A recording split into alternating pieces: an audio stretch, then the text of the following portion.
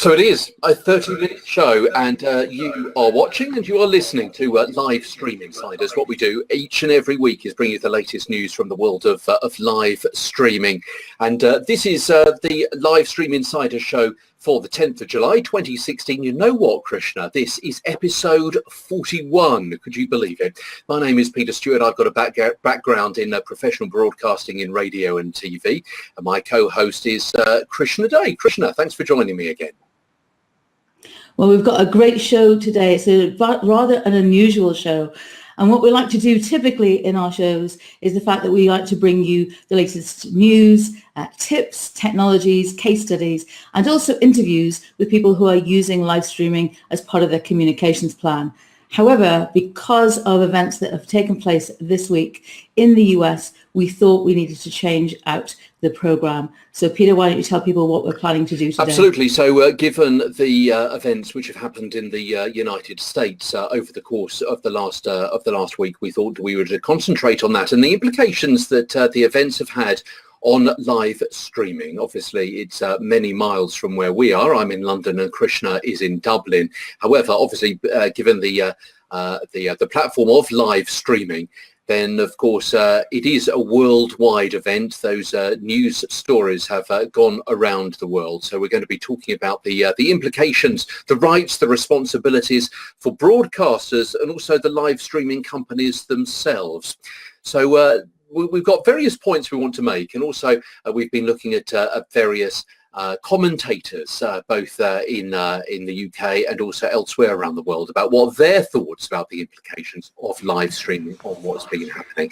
I mean, essentially, live streaming has forever changed the way we view violence. Let's have a quick recap of what happened. Diamond Reynolds live streamed the aftermath of the routine traffic stop in which a police officer shot her fiancé, Philandro Castile, multiple times. Of course, that's not the first death to be streamed live on a live streaming app. We've had, unfortunately, several of those over the last few months, indeed, both in the United States and also in Paris as well. But unfiltered, startling in its rawness. Rawness is often very, very good for live streaming, but we're going to be discussing the implications of rawness when it happens to be something so tragic. And Diamond Reynolds said, I wanted to put it all on Facebook and go viral so people could see it. She said the video would show the truth no matter how police tamper with evidence or how they may stick together. And then on Thursday, another Facebook live streamer, Michael Bautista, captured a Black Lives Matter protest in Dallas, and also the exact moment when police officers in the protest came under attack. The stories have been reported around the world and also streamed on Facebook Live. So what we thought we'd do today is present a special edition of the show on the implications for live streaming. We've gone through literally dozens and dozens of articles and websites and forums to get the experts' take, and we'll throw in our few cents as well, and hope you will also on this week's special edition of the show. So what we thought we'd do is, first of all, identify perhaps what some of the key areas under discussion are. Number one, I suppose, Krishna, is that experiences once restricted to small communities can now be shared in real time by thousands, if not millions of people. Some of those streams have been viewed millions of times. A story which perhaps would never reach anywhere else outside that particular city or outside that particular state or country, now gone worldwide. So it's the global aspect. Number two, the traditional barriers of publishing or broadcasting have been broken down. In the past, it would have taken hours or weeks to have some video to be given to a TV station and broadcast. Even then, it may not have gone outside that particular TSA, that particular transmission survey area. It may have gone up on YouTube. It may have been stumbled across, but it probably wouldn't have reached the same number of people as it does when someone has got a TV station in their pocket.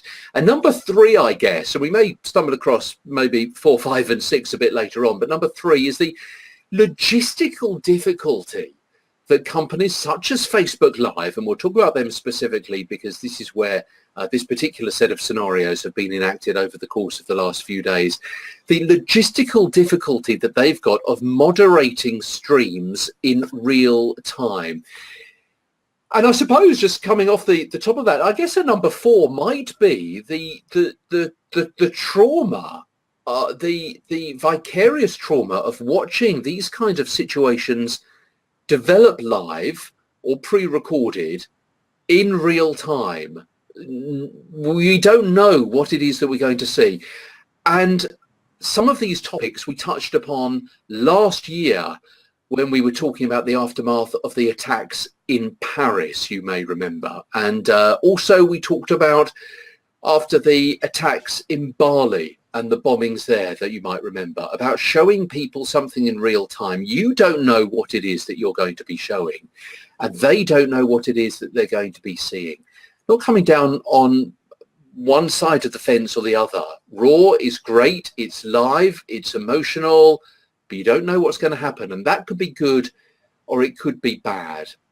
And also, I guess we're going to be talking about who owns the narrative now. Who owns the control of the media? It's fantastic that we do. That's democratization.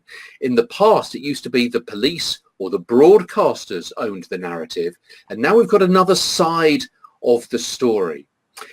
And I suppose it's also the fact that I mentioned the word there, democratization. You are in control of the story you are telling. It's not going to be edited, but it's going to be beamed straight onto the phones of people around the world, and it's going to be shared. It's going to be liked. It's going to be retweeted. It's going to be copied, and it's going to be shared.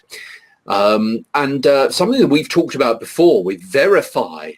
Verify is another app that we may talk about a little bit later on tonight as well, and that is the service where you can do some live streaming straight to the cloud.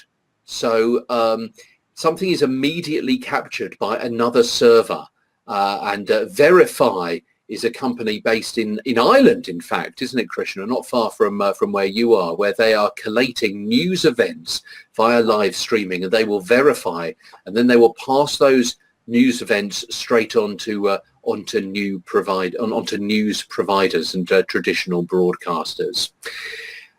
It's great, I suppose, that a lot of this live streaming is given credibility to the stories that are being told.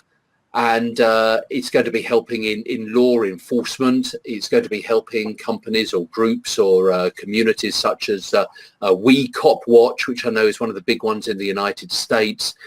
Psychologists, as I mentioned a few moments ago, talking about the trauma of watching something develop before your eyes, which can be quite upsetting, potentially. It could be disrespectful to the people who are being shown.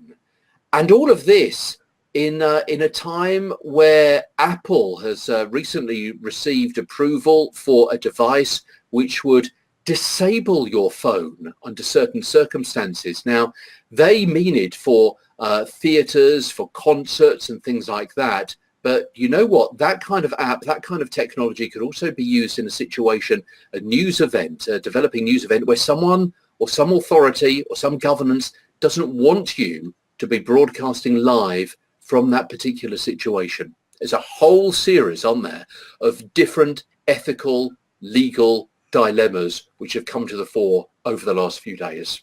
Now, I should say before we go any further that our sincere condolences go to those who have been affected, both in terms of if it was family, friends, people in your community or workspace.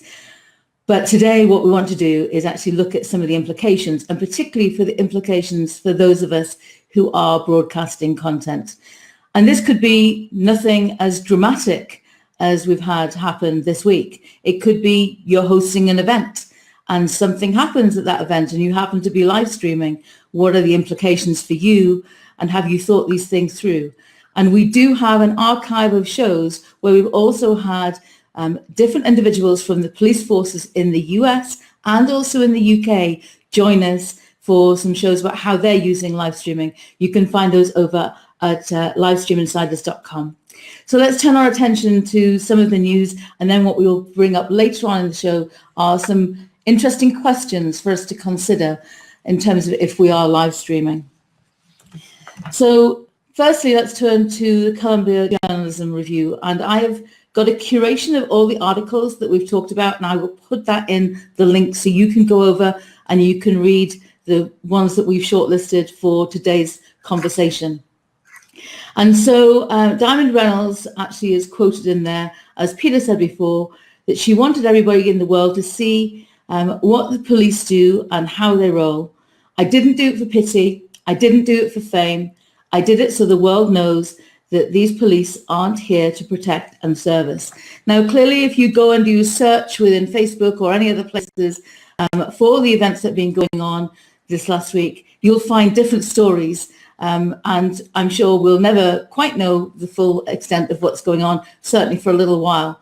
But it's actually interesting that what we're seeing at the minute is the view that we're getting through that viewfinder, through that camera. And Columbia Journalism goes on to talk about the fact that social networks such as Twitter have been there to help us amplify individual voices in the past. But what we've got now is a situation where it's much larger and it's a direct conduit between incidents and faraway audiences. And I have to say, sitting here as a mother, and I've talked about this before, of 3 teenagers, and none of them have chosen to be on Facebook, but they are on other social networks. One of the things that we actually see, I'm concerned about, is actually that unfiltered content and actually how my children are getting access to it. And we know there are people who've got kids with accounts that are younger than that. But it's not to say only young people will be affected by what they see. What it did show was the immediate aftermath. So if you did see that video from Reynolds, which I did see, and I say there's actually 5.6 million views on the original video at this point in time. There's lots of recuts and repostings of it, but when I just checked before today's show, it's 5.6 million views. It didn't show us exactly what happened on the roll up to that video starting, but it did show us what happened in terms of the aftermath. And so as the publication goes on to talk about is that the timeline of what happened will no doubt be explored and debated and rehashed as mainstream publications are also picking this up as well. But what they do make an interesting point of is that the unvarnished perspective of the aftermath, which is a crucial angle, actually would have previously gone through multiple layers of reporters and editors and other people actually checking whether that should go out. But what we've had now is we've got real-time transmission of that content to a live audience and also people who watched it afterwards. Now, if you do go and you find that video afterwards or you come across it on another publication, which you've got the rights to share it, you actually see there's a warning now that's actually in front of that asking you, do you actually want to watch it? And so that particular article was actually from Columbia Journalism. But we've got many other articles that we want to go through before we get to the specific tips. So I'm going to post the link now for you to actually follow along with the stories if you wish to do so. And Peter, maybe you can move on to the next article. Yeah, absolutely. And the next bit of feedback on this particular set of circumstances comes from mic.com, mic.com, and they've been talking about how it's not up to Facebook and Twitter to uphold democracy. You know, that they are companies, they are trading companies.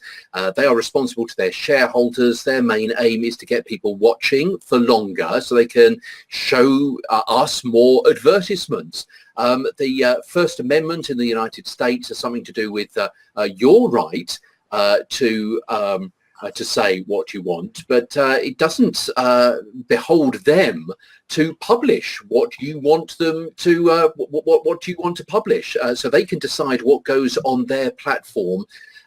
Rather than anybody else. They can either show stuff or not show stuff, and they can reveal as little or as much about the decision-making process as possible. A little bit about how they do moderate. They've got apparently thousands of moderators who sift through material all depending on their statement of rights and responsibilities, which you can see on Facebook. Things like that they consider things like whether something is directly inciting violence, or whether something is going to be misleading, malicious, or discriminatory. And they don't have to be transparent about what their different qualities are, or their different factors are, how they deal with sensitive or political content. In fact, you may know that the German government has got a few problems with Facebook at the moment about what it is that it shows. So we're going to be touching a little bit more on what Facebook's responsibilities are in a few moments' time. But I know you've got an article there from CNN as well, Krishna. And in fact, the headline of the article talks about Facebook Live's big moment raises even bigger questions. And in it, they actually go on and quote from Zuckerberg. But one of the people that they reference initially is Pointer's Al Tompkins, who's a veteran journalist, and he wrote that it actually felt like a pivotal moment for the service. Facebook Live came of age this way, in the way that radio did for World War II, and in fact it goes on to talk about, as Twitter did in the Arab Spring. So Facebook, Mark Zuckerberg actually was quoted as saying, in fact, you may also have seen his post on Facebook, which I did, "The images we've seen are graphic and heartbreaking, and they shine a light on the fear that millions of members of our community live with every day. While I hope we will never have to see another video like Diamonds, it reminds us of why coming together to build a more open and connected world is so important, and how far we still have to go." The company actually was asked a number of questions, and we'll touch on this throughout our show today. And actually, they've been asked a number of questions by many organizations, including BuzzFeed, about their response to what's going on. And they said, live video is relatively new and growing format, and we're committed to iterating and improving on how we handle content, address violations, and keep the community safe. Should users be live streaming police movements? The question is raised in this article during a tactical operation. In fact, we talked about that on a previous show about what are the implications if there is a tactical operation going on and somebody who's a bystander actually lets that out. It could have been something that's been under surveillance and investigation for months or even years. So what are the implications there? But what about the implications there in terms of keeping a community safe? You know, who's in charge of halting the stream? So is that the person who's live streaming? Is that the broadcaster? Now, as you know, those of you who work in TV and in radio, there's usually a buffer there. On these live streaming platforms, there is no buffer. It is almost real time. It's a matter of seconds. And I know that both when Peter and I were in Dublin not so long back for RTE MojoCon, one of the streams that was on, one of the events that was on there was about live streaming, and Siobhan He-New from ABC News in Australia was actually on that panel, which I was fortunate enough to be moderating. And one of the things that she talked about was when she was in the face of a natural disaster, when she was in Nepal, the questions that were going through her head about what if she turned around and she saw something, and when was the appropriate time to actually say turn that camera off. Even more of a challenge if you're a citizen broadcaster as well. You know, questions are in terms of, we understand the challenges of live video, said Facebook, and that's why the site lets viewers report live videos for violating community standards. They said we've got a team on call for 24 hours a day, 7 days a week, dedicated to responding to these reports immediately. And the reviewers actually consider the context and the degree of a live recorded video. So, for example, was somebody witnessing a shooting and use Facebook Live to raise awareness or to find the shooter, they'd allow it. But if somebody shared the same video to mock the victim or celebrate the shooting, they would remove the video. That, for me, when I was reading these articles, actually got me thinking about the editorial rights that now Facebook and other live stream platforms have around what we see. Is it truly unfiltered? Jonathan Wade, who produced the first 4 hours of CNN's Dallas coverage, actually tweeted, "The only certain thing tonight, if it happens, somebody with a camera will capture it and probably put it up live." And Fortune's Matthew Ingram, who actually writes about social media, said, "The rise of ubiquitous smartphone video and eyewitness journalism has made the world seem as much more chaotic and as dangerous a place than it used to be. Now, I know we've got some people who are viewing here who are also educators. I'm really interested to hear how you're addressing this in terms of the students you're educating in the world of journalism today. What challenges is that bringing to you in the classroom?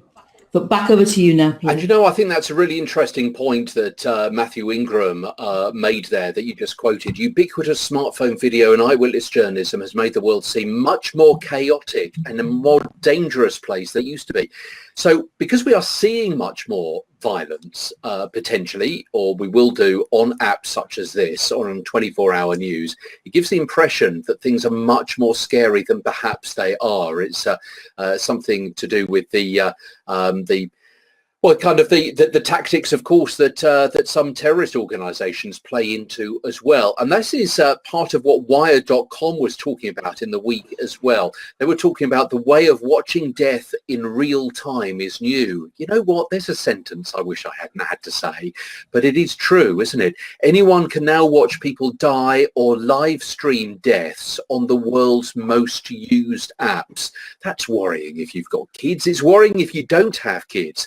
They go on to say these images come fast, furious and unfiltered. No one, not the viewer, not the broadcaster, not the victims and assailants on the ground knows what's going to happen next. It's similar to what we were saying after Paris, and an article I wrote about live streaming after the Paris attacks last year is up on the BBC news website, bbc.co.uk. Search for my name and you'll find the article that I wrote there.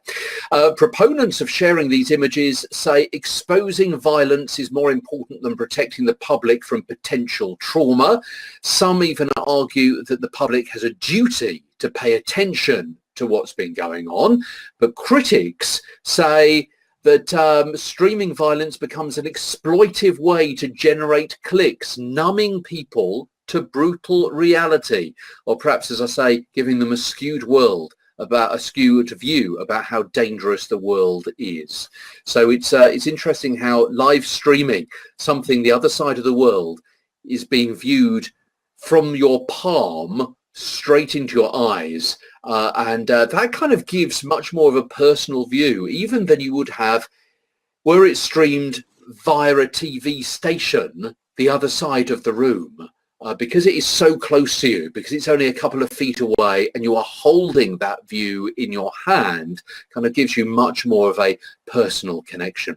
Now, a lot of these sites we've been mentioning have been from the United States. The Guardian is a well-respected newspaper in the United Kingdom, and they've had a particular view of what's been going on as well, Krishna. They do. In one particular area that I want to focus on from their quite extensive article was actually what was happening in terms of when Facebook Live was being developed. And in fact, they actually go on and talk about, they interviewed somebody who was a Facebook employee who worked closely on Facebook Live.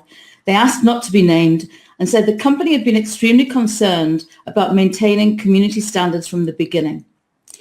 There was general consensus that we did not need to introduce new standards. Because of the viral nature of live video, everyone felt that the need to have a quicker turnaround time on how fast things get detected and taken down needs to be in place. So it's interesting in terms of when Facebook were actually rolling out Facebook Live. I'm sure they did their risk analysis and their crisis analysis as they would typically do around rolling out a product. But they actually had identified already that they were going to have to be responsive. And we need to be able to get back as quickly as possible, even when it was still being streamed. Because most video content on Facebook is taking 24 hours for moderators to check. And they've got 3 different ways of actually moderating live and pre-recorded videos. The first is we as ordinary users can flag the content as inappropriate. The second is the company has an enforcement team. And then finally, they've also got automated systems for detecting inappropriate content. And what they talk about in the article is the fact that the Facebook Live team discussed whether live video needed more moderation than pre-recorded video, concluding there are 2 main differences with live video. Distribution is different because people are notified when their friends go live, and they tend to share the content more rapidly. And the second is the content is more raw. Periscope, of course, we've talked about this in terms of their changes recently to moderation. They've also introduced their moderation of community standards and actually where people can vote about whether the content is appropriate or not. But the question that's asked towards the end of that article is actually, it says, is more visibility better? And they quote Anna Lauren, a postdoctoral fellow at the University of California, stresses that the conflict over live video and community standards reflects a broader characteristic of the Facebook worldview, their ideology of radical transparency, that they believe in a world that's transparent is a better world, that they'd argue that the videos call a change in the world by creating more visibility. And at the same time, that fails, however, to recognize the position of those who would be most vulnerable to that kind of content and also the most traumatized. You know what, we're fast running out of time on our standard 30-minute broadcast. Krishna, I would suggest that actually we keep going on this because it's throwing up several interesting points, I think, and I know that we've got some more notes to get through. So shall we just go on a little bit longer? Is that all right? Yeah, and I think it's worthwhile bringing up one of the comments that we've got here already from Tommy. So he's saying, if an incident happens, you'll find somebody who rushed to help, and somebody who will pull out their phones to record the incident. Before phone cameras, smartphones, you would have had people who would have rushed to help and people who stayed back and watched. It's interesting, isn't it? When you're in that moment, is your immediate reaction to Snapchat, to Periscope it, to take video content, to live stream it. And I think there's been some incidents in the UK of late where there was quite a lot of coverage the week before, which we actually touched on in last week's show, that people were so surprised that it actually took people a long time to respond to incidents that were going on actually on tube trains in the UK in terms of some abuse that somebody was getting. And when do we step forward and when do we feel that it's appropriate to do so? Interesting question and observation, Tom. Our next article comes from twincities.com. Yes, we've covered everything from the Wall Street Journal all through to some local publications as well. Our good friend Kathy Hackle, who's well known in the world of social media and live streaming, said live video is the ultimate watchdog. And that was the point, really, of the article from twincities.com about the law enforcement perspective of live video. And they actually spoke with the FBI director, James Comey, back in May. At least he was quoted as saying that even though he could offer no statistical proof, he believed that after speaking with a number of police officials about a viral video effect, that police officers are wary of confronting suspects for fear of ending up on video or on live video, as it probably would be now. And he says that could well be the heart of a spike in violent crime in some cities. So he was saying that very often police officers are a little bit concerned about being streamed or being recorded, so they just won't go into a situation for fear of what might actually happen to them, I guess, about what might they might be caught out in some way, shape or form. Jason Barnett is a technology entrepreneur, and he says having live streaming technology at everyone's fingertips ready to go at an instant is going to change a lot of how we operate as a civil society. He says it could lead to a positive exchange.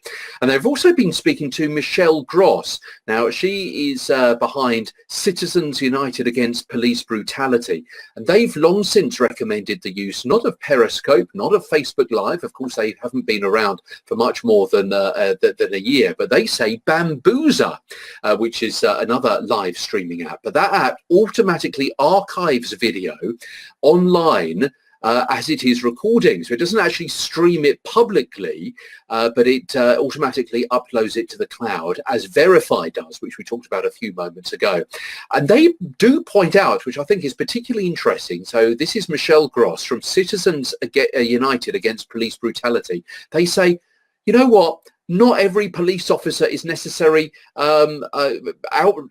breaking the law or being involved in brutality. So actually it is unfair to live stream every interaction that you have with police every time you come across a police officer, that is not suitable for immediate public dissemination.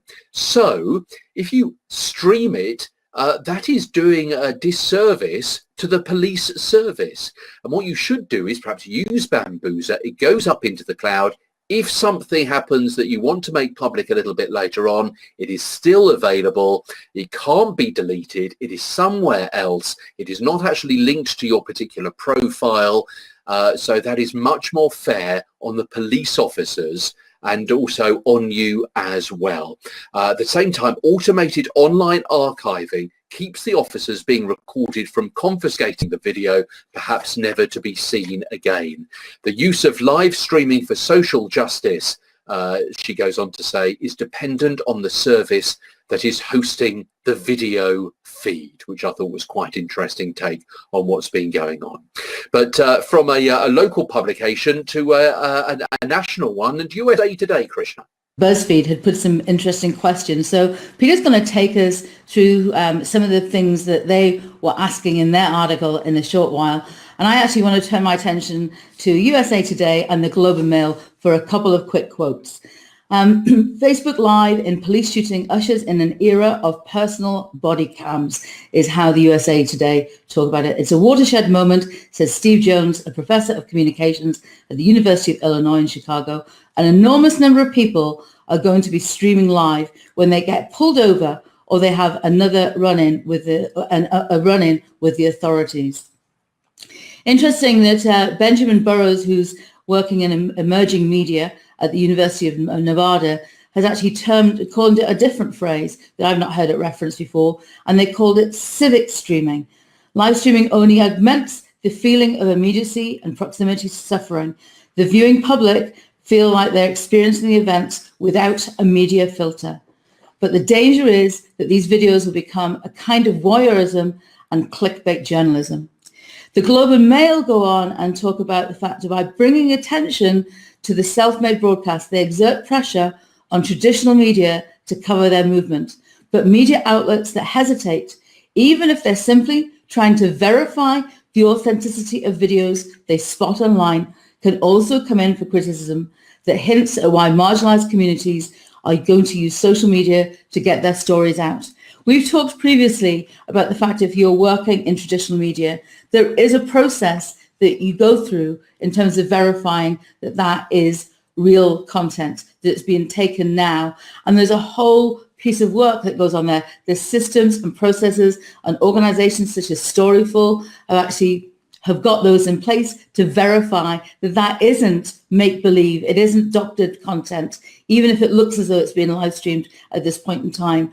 And it's an interesting question, isn't it, if you're in traditional media, about how quickly are you able to publish that content? Well, we'll go through what Facebook are saying in a few moments' time. Christian has got some details from their statement and also what their process is. I mean, we've been talking about Facebook and Facebook Live an awful lot over the last half an hour or so, but also, of course, these are very similar situations for something like Periscope as well, because they're not completely out of the frame as far as this kind of discussion goes, because just in May there was a teenager that streamed her suicide live on Periscope, another tragic event, of course. We spoke about that at the time. We also spoke in February about a Florida man who broadcast the aftermath of a club shooting in Tampa. We've also mentioned about the shooting of a police officer in Paris. We've also talked about the Paris terrorist attacks. We've also talked about someone who found life was so terrible for them that they jumped in front of a train as well, and they broadcast that. There was also another situation in the United States, wasn't there, where a young woman live streamed a rape of somebody as well. So it's various platforms, but the situation is very, very similar, whichever live streaming platform people are using to show other people around the world what is going on in their lives and in the lives of others. And it's been really interesting that BuzzFeed have outlined a whole series of questions that they have directed at Facebook specifically, but could be just as appropriate to some of these other apps and platforms. They say, what does Facebook see as its role in events like the live stream shooting? Has it developed a protocol for these situations?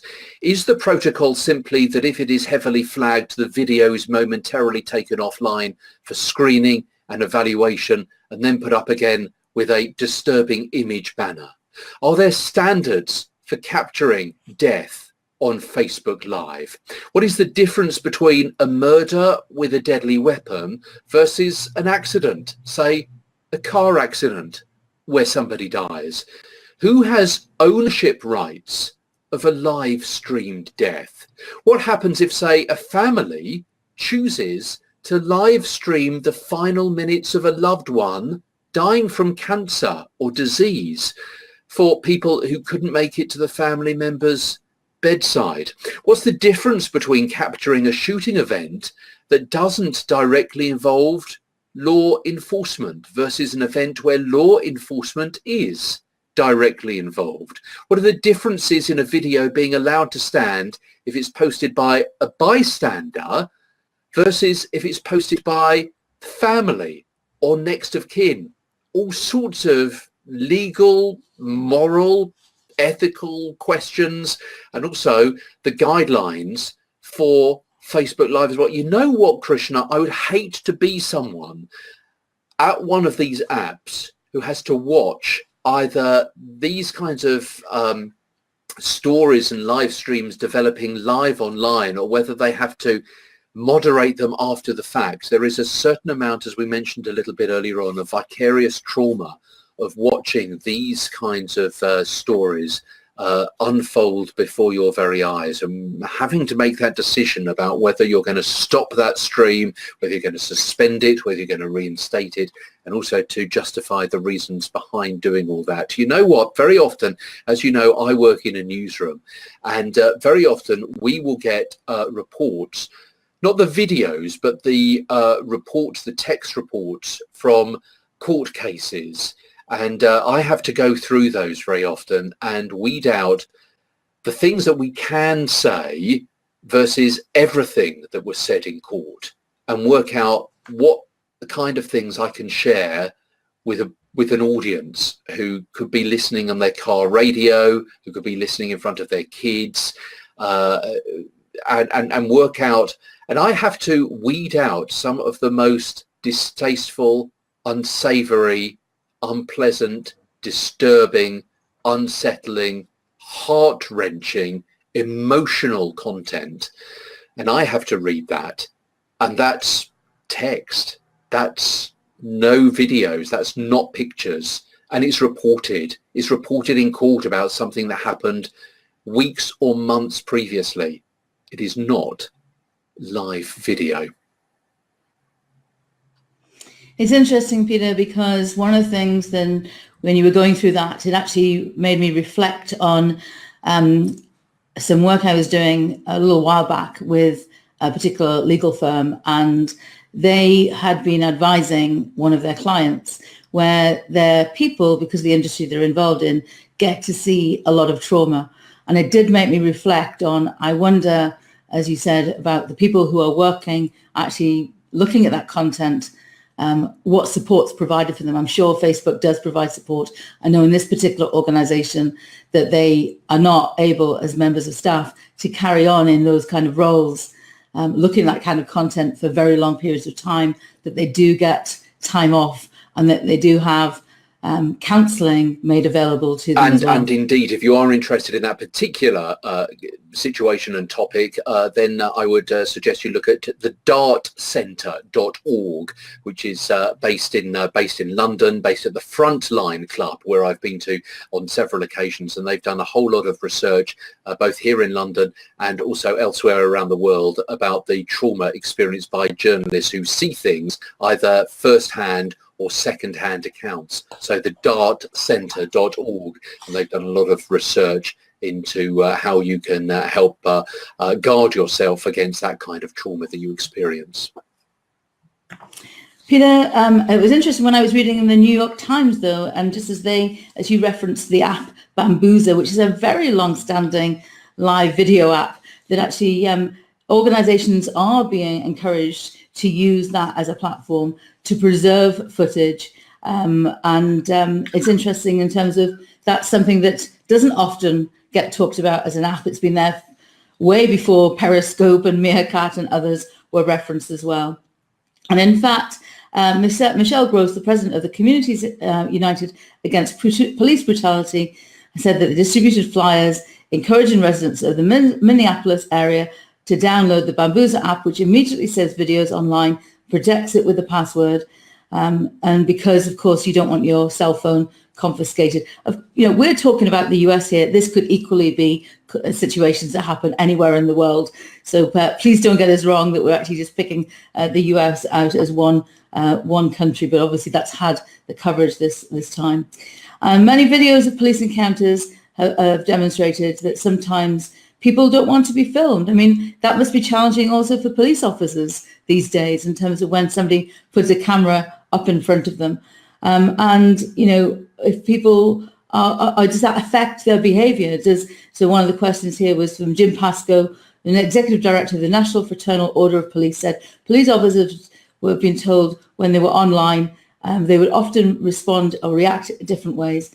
Sometimes they might be more inhibited, while others would proceed as normal. They're only human, and telling them that they're being broadcast is provocative. That would be the case whether you're a police officer or you're a shop assistant. It doesn't matter. The fact that you're actually being recorded, I think it does impact on people. But I was really interested in, Peter, in terms of the content there from Pointer, and I think they have some great questions that perhaps you can take us through some of them. And I think these can also be switched around and applied to ourselves if we get found in a situation where we see an incident unfolding. Absolutely. So we'll come to what Facebook is saying in a few moments' time. Just a couple of articles to go on Live Stream Insiders. And this special edition talking about the incidents which have happened in Texas and also Minneapolis over the last few days. Pointer is a journalism group, is a journalism organisation and a superb website. Certainly for me, who's being a journalist. And they've said 10 questions that journalists should ask themselves before going live on Facebook. And as you say, these are kind of questions that you could be asking yourself if you're in this kind of situation where there's maybe a police incident, an emergency situation, maybe there's a riot, or maybe there is some kind of natural disaster. And ask yourself, we're not telling you what to think or what to say or what to do, but these are some of the questions that they are suggesting a journalist may ask themselves. Number one, what are your motivations for going live? Why do your viewers need to know this kind of information? Why do they need to see all this stuff before you've got an opportunity to filter the information offline? How are you going to verify right now in the moment what it is that you are seeing and automatically passing on? And if you just kind of see something, how are you going to be able to interpret that in a live situation? Number two, am I speculating about fatalities and injuries and weapons and motivations and descriptions? Very often, as you know, when you're live streaming, particularly out in the field, and you're reporting from an event or showing a landscape, sometimes you feel as though you've just got to keep on talking. No new information is coming in. You've got nothing more to say. You're talking until you've got something to say. And that is a problem that journalists sometimes have as well. Filling time when you've got nothing new to say. Maybe trusting eyewitness descriptions when you don't know what their background is, what their motivation is, what their interpretation is.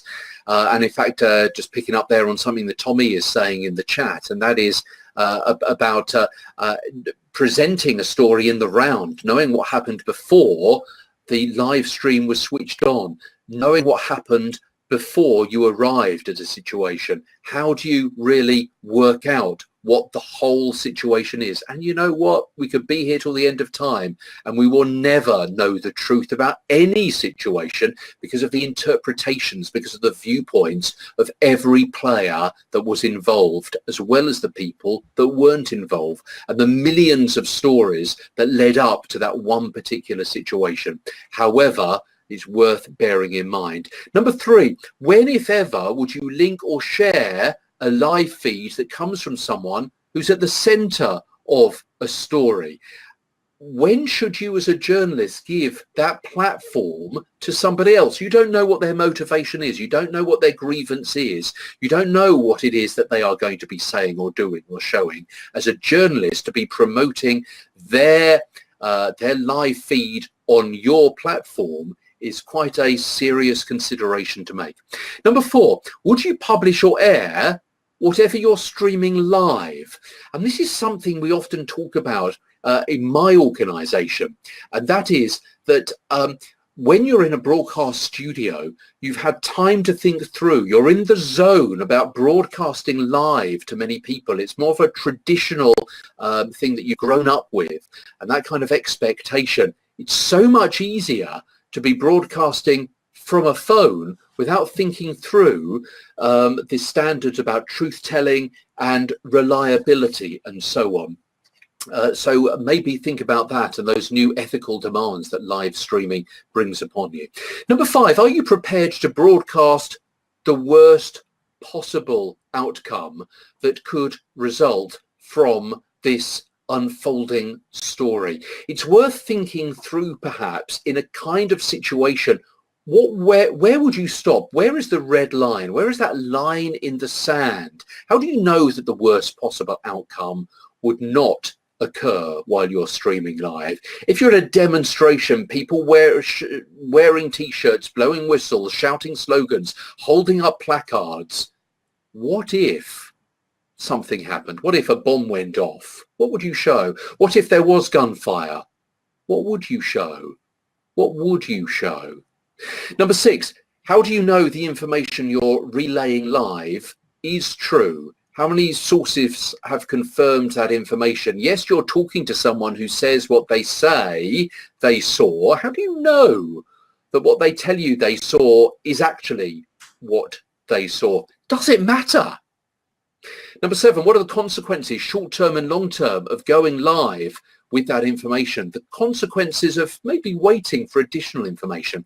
Number 8, what is the tone of your coverage? It's not only what you say, but it's how you say it as well. Are you being sensational, or are you ramping up the emotion in your voice? Are you creating unnecessary hype, ... maybe leading to fear? What is your responsibility for the tone that you are giving when people are watching? Number 9 out of 10, have you considered adopting any safety nets that could minimize harm? What would you do, as I say, if a situation did develop? What are your contingency plans for your own safety?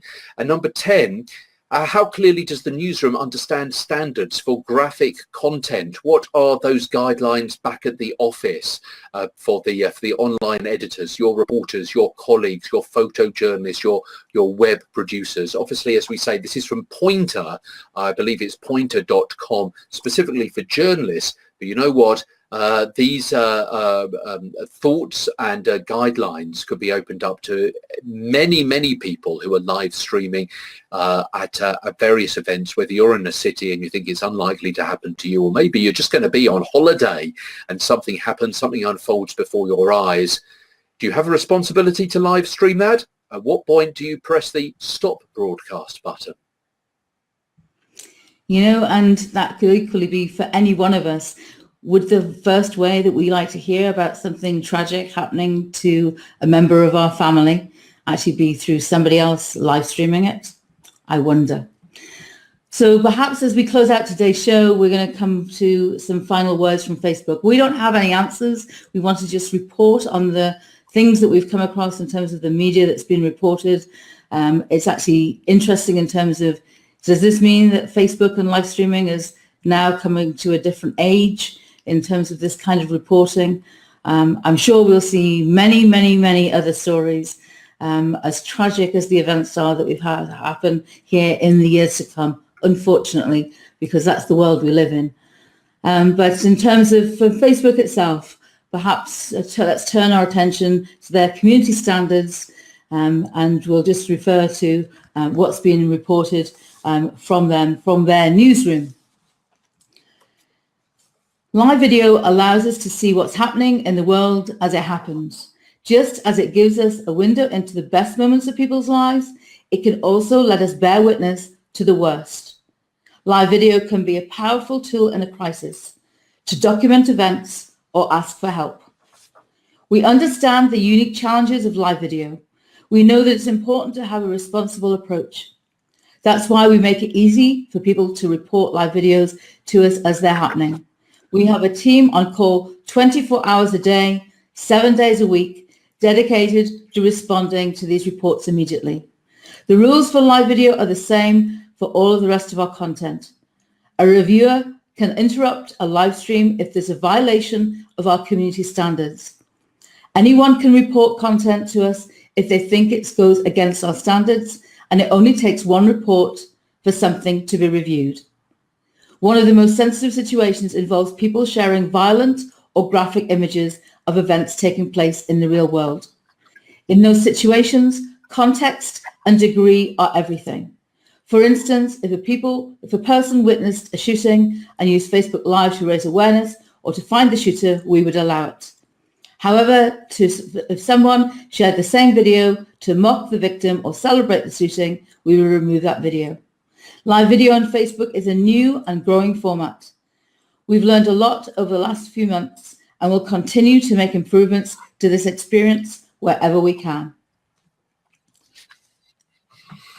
Well, I hope you found that interesting. It's a special edition of Live Stream Insiders here on Fire Talk, discussing the implications for the platform of live streaming in the light of what's happened in the United States, the shootings, the aftermath of shootings, and the police involvement and the demonstrations, and then the shooting of police officers as well in Dallas. As Krishna said a few moments ago, this kind of story is likely to manifest itself many times over in various guises around the world, until perhaps, Krishna, I guess there will come a time that we become desensitized to it, and then it no longer becomes news that we're being able to see people dying or the aftermath of people dying live on video in the palm of our hand, maybe while we're lying in bed at night, or maybe while we're sitting in the park